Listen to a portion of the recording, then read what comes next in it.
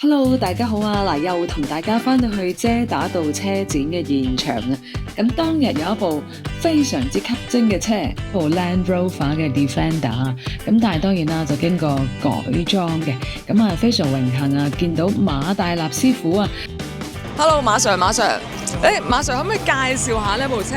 呢架車咧喺90年代咧，其實我係整出嚟咧，係俾我兩個女女用嘅。咁點解會咁大架嘅軍車會變咗係個女女用呢？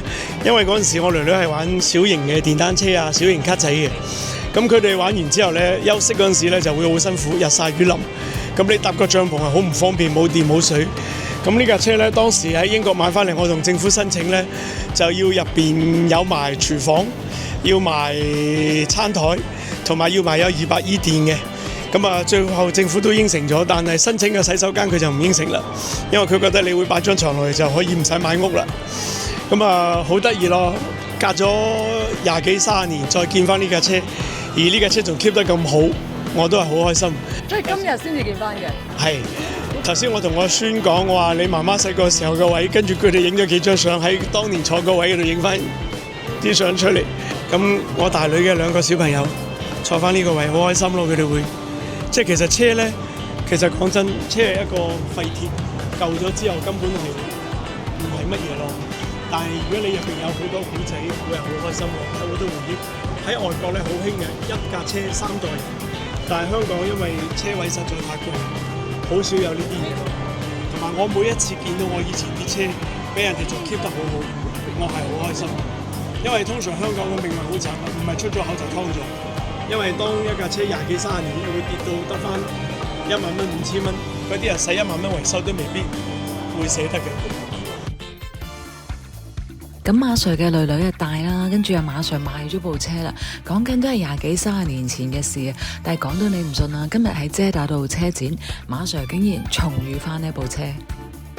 今日咧就揾到呢部車嘅代言人啦 ，Edward 啊 ，Edward 可唔可以介紹下而家部車去到你哋手上啦？係一回咩故事啊？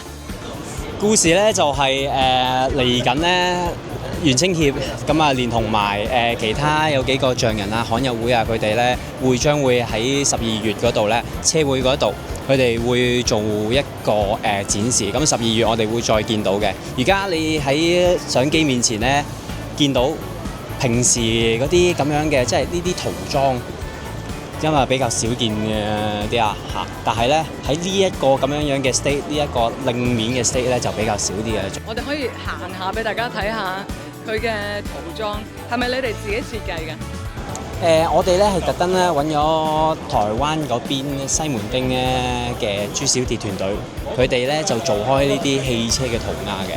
咁啊，佢都係第一次嚟到香港呢邊，咁啊做呢一個即係汽車塗鴉咁樣。即係話其實呢個唔係我哋平時見開嘅拉花，係真係一筆一筆畫。一筆一筆畫上去㗎，你見到所有呢啲 detail 位咧，全部都係佢自己逐筆逐筆咁樣畫嘅。咁啊，好似噴油嘅程序咁樣樣，首先 prep 完底油，跟住咧佢哋自己咧逐筆逐個 area 呢啲再咁樣去手畫。噴畫係啦，跟住咧再加少少筆畫嘅點綴，然後再炸瀝架嘅，係啦。但我知道呢部車而家係你哋個組織係有個任務，可唔可以講下你哋個組織啦，同埋呢部車係做啲乜嘅？呢一架車咧，而家做完個塗裝，即係除咗出 show 之外咧，佢仲會去到啲即係元朗青少年協會，佢哋會帶呢架車去到嗰啲學校嗰度，俾啲學生睇下。最主要係想 inspire 佢哋，即係喺汽車方面又好，或者呢啲咁樣嘅藝術方面又好，即係例如塗鴉啊咁樣咧，即係帶多少少 inspiration 俾佢哋，即係之後嘅發展。呢一部車呢，其實係今日車展裏面對我印象最深刻嘅。今日有100部車，每一部車我相信都有佢自己嘅故事啦。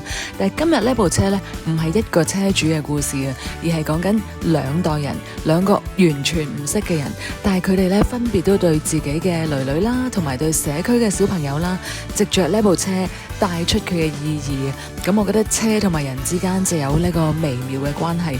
咁希望大家啦都會珍惜你嘅部車，將你嘅故事美麗地承傳落去啦。